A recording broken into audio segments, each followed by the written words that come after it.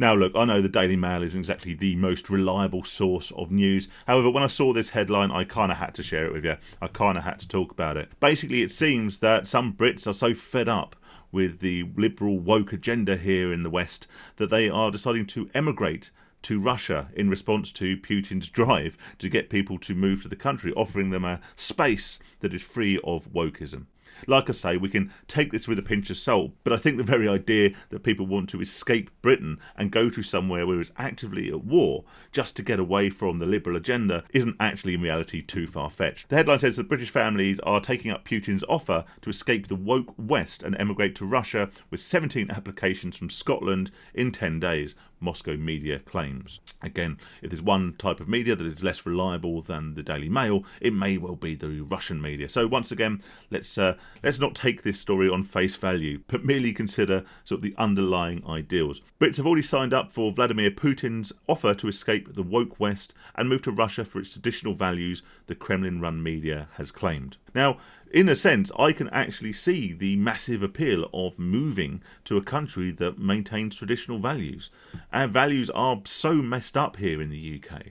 We have, because of continuous diversity, equality policies, feminism, and I don't mean the good kind, I mean the bad kind, have degenerated into a society that is constantly at conflict with each other. We live in a divided, polarised society where people don't know what is expected of them anymore. A country with traditional values, I believe, certainly has appeal, and I reckon it will do to a significant proportion of Brits. I would never consider moving to Russia, however, I guess partially because it's currently at war, but also because I do love this country. I love Britain. I love the people. I love the culture. I love the history, and yes, not all of it. I love the music. I love the architecture. I love our sense of humour. I love a Sunday roast in a country pub. I love Britain. I love what Britain stands for. However, if it's an opportunity to go to somewhere which is basically Britain and British values of 20, 30 years ago, then you could sign me up in a heartbeat. Sorry to interrupt the video, just wanted to say a quick thank you to everyone who supports the channel. If you haven't done so already, then I do ask that you kindly click the subscribe button down below. 97% of people who watch these videos aren't currently subscribed, which is crazy, right? It's totally free. You can change your mind and there won't be any hard feelings if you choose to unsubscribe at a later date. If you do find these videos useful and you want to help me out, you can buy me a beer by clicking the link in the description below, and that also would be very much appreciated, particularly in this hot weather. Anyway, back to the video. Already 17 people have been in touch with Russian diplomats in Britain seeking details of Putin's fast-track residency permits, Moscow has said.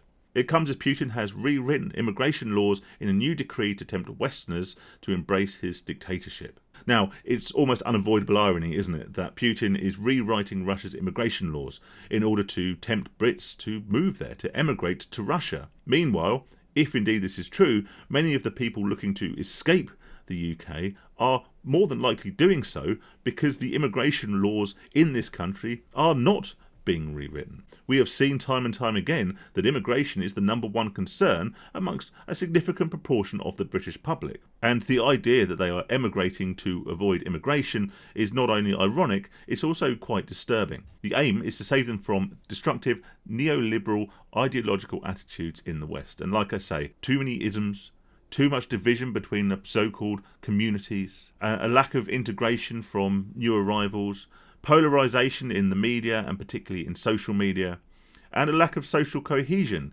and social understanding, and a government that is so willing to divide us at any given opportunity and actually look down upon and criticise the thoughts and genuine feelings and fears of the vast majority of the population who actually elected them to represent the people of the country as a whole. Putin believes he is offering humanitarian aid to people who share traditional Russian spiritual and moral values.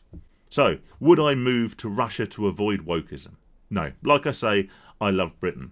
I also don't fancy moving to a country that is incredibly cold for vast proportions of the year, a country that is being led by a proxy dictator, and a country that is currently at war. However, I understand that there will be people who see these more simplistic values, these more traditional family values, these more traditional non-neoliberal values, this idea of true equality and of meritocracy and of social cohesion that maybe these countries can offer.